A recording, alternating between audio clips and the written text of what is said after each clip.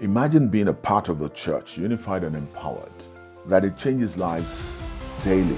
A community where miracles happen. Hearts are transformed. The presence of God is palpable. We see this in the book of Acts. The question is, why are we not seeing such nowadays?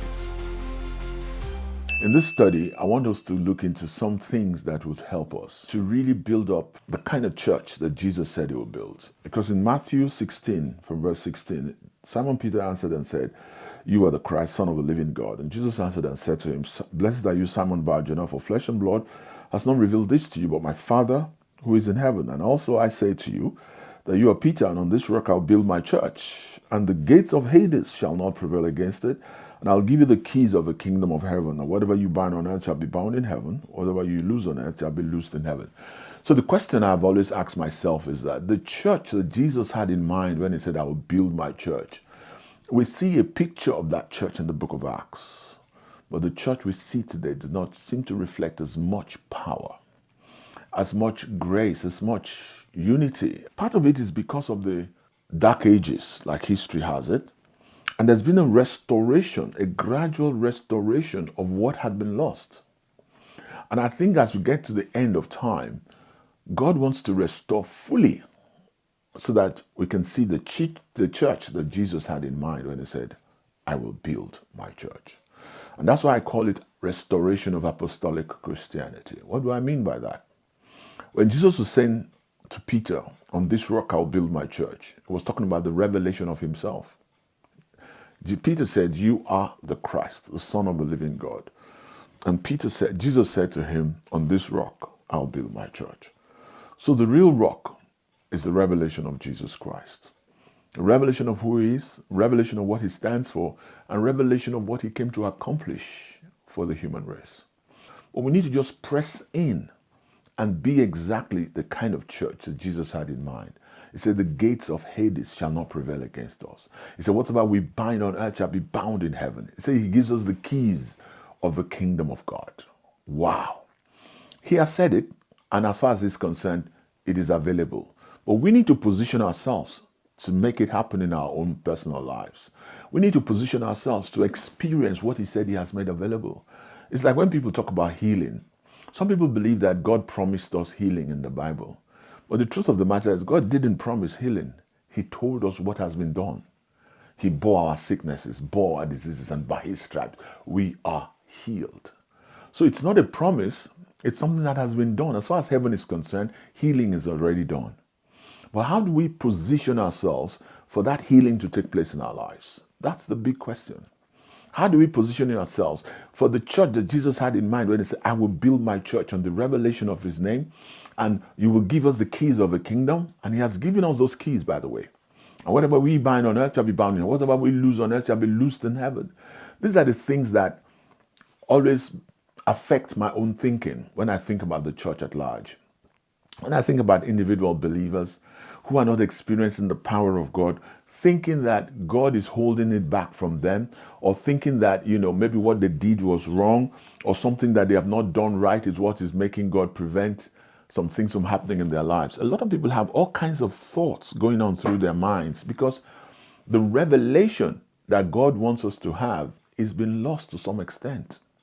That's why Paul was praying in Ephesians 1 that God would grant us the spirit of wisdom and revelation in the knowledge of him, the eyes of our understanding being enlightened, that we might know the hope of his calling and what is the inheritance, the glorious inheritance he has in the saints, and what is the exceeding greatness of his power, that's at work towards believers, the same that he wrought when he raised Jesus from the dead. That means that the power that raised Jesus from the dead is at work towards those of us who believe. But how many of us know that? And how many of us know? You see, my own experience of revelation knowledge is that it's one thing to have knowledge, it's another thing to have a revelation in that knowledge. What that means to me is that if I know that Jesus died and was raised from the dead, the revelation of that knowledge will come with greater power when the revelation dawns on me. What do I mean by that? Then all of a sudden I realize that I was raised with him and I'm seated with him in heavenly places, far above principalities and powers. It becomes almost like an experiential reality to me. That's when the revelation has come. I pray for you that the revelation of God's word will be your portion. Because Paul prayed that prayer for the whole Ephesian church and for everyone who is listening to us and those who will listen and subscribe. We will pray that God will grant you the spirit of wisdom and revelation in the knowledge of Him. The eyes of your understanding being enlightened, that you might know the hope of His calling. There's a hope in His calling. And that you might also know the glorious inheritance He has in the saints. God has an inheritance in you. And you might also know the exceeding greatness of His power that is at work towards everyone who believes. The same that He wrought when He raised Jesus from the dead. I pray that that will be a revelation to you today in the name of Jesus. So as we continue our study today, we want to look at this subject of apostolic Christianity, the restoration of apostolic Christianity. So Jesus said He will build His church. And I'm saying to us that the picture of the church we see today, compared to the picture of the church we see in the book of Acts, there's a world of difference. We don't see Peter walking down, the gates beautiful and saying to the man, in the name of Jesus, rise up and walk, and pulling the man up. We don't see that often.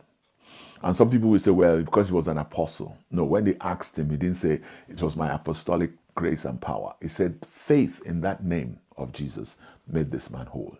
That tells you that all of us have faith, because you cannot be a believer without having faith.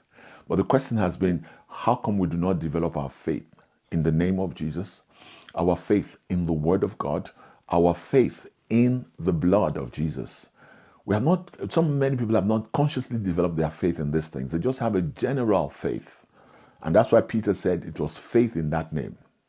He said, silver or gold I have none, but such as I have, and he pulled the guy up, I give you. In the name of Jesus. That means he developed faith in that name more than he developed faith in silver and gold. Faith in that name he pulled the guy up, and the guy's legs received strength. And then when the guy was jumping and following them and people were amazed at what happened, Peter said, why look on us? As if by our own holiness or our own religion we made him whole. But faith in that name has made this man whole. I like the fact that he explained to us that it was faith in his name. Because the man also must have demonstrated his faith in his name for him to have allowed himself to be pulled up. You know what I mean? So I want us to understand that the church has a distance to go in being conformed to the image of the church that Jesus had in mind when he said, I will build my church. So one of the things that we need to see restored is the place and the power of the Holy Spirit in this church. What do I mean by that?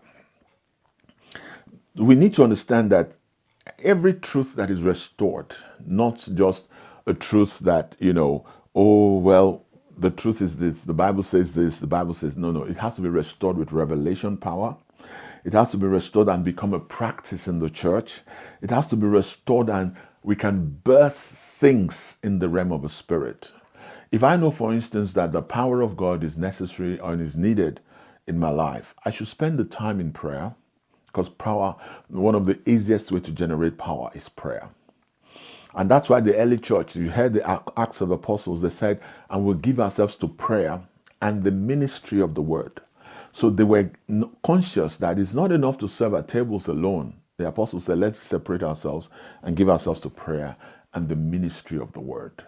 I like that. But even the whole church was full of praying. There are various chapters in the book of Acts where the Bible says, teachers and pastors and teachers also, prophets and teachers were gathered praying, and the Holy Ghost said, separate unto me Paul and Barnabas for the work which I have called them. So they were separated into an apostolic dimension.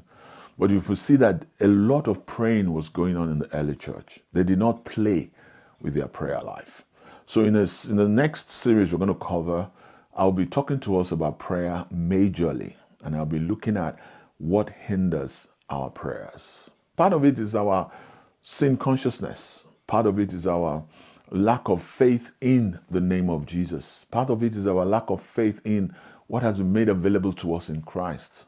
But today we're looking at the restoration of certain things like the role and purpose of the Holy Spirit. In Acts 1:8 it says, and you shall receive power after the Holy Ghost has come upon you. Amen. And you shall be witnesses unto me in Jerusalem, Judea, Samaria, and all the ends of the earth. In Acts 2:4, it says, and they all filled with the Holy Spirit and began to speak with other tongues as the Spirit gave them utterance. So you need to understand that the role of the Holy Spirit has been restored, and we need to reverence his presence and power in our lives. We need to recognize that he's God's Spirit within us. It's not just as our own spirit. You see, in our spirits, we have the Holy Spirit within us. And the Holy Spirit captures all the essence of who God is, and he's dwelling within. That's an awesome privilege. That's something a lot of believers are not too conscious of. So when we talk about restoration of the role and purpose of the Holy Spirit, it says there is a Spirit within us and the Spirit upon us. Acts 1:8 says, you shall receive power when the Holy Spirit has come upon you. So the Spirit within, when you got born again, your spirit man was recreated. When you got filled with the Holy Spirit, your spirit man was now filled with the Holy Spirit. And when you now want to walk in the power of God, the same one who is within you, will now come upon you to empower you to do exploits for God. But if you don't build a relationship with him sufficient for these things to happen, then you just have one experience. And that's been the problem in the church generally. A lot of people tend to build their tabernacles around whatever level of revelation that they have. Some people have the revelation of, I don't want to call the names of churches, but when you hear the word Baptist church, for instance, not because I think they are not spiritual, but the name was after the revelation of water baptism. Then they built a tabernacle around that and called it the Baptist church. So all the names of various churches are born out of the level of knowledge that was available at that time. Maybe at that time, it was one of the greatest things that was revealed to the body of Christ. So each person built a tabernacle. And even when the Holy Ghost came and people were speaking in tongues, then the Pentecostal churches too were built. So we don't want to build our tabernacles around any revelation alone. We want to build on the foundation of Christ.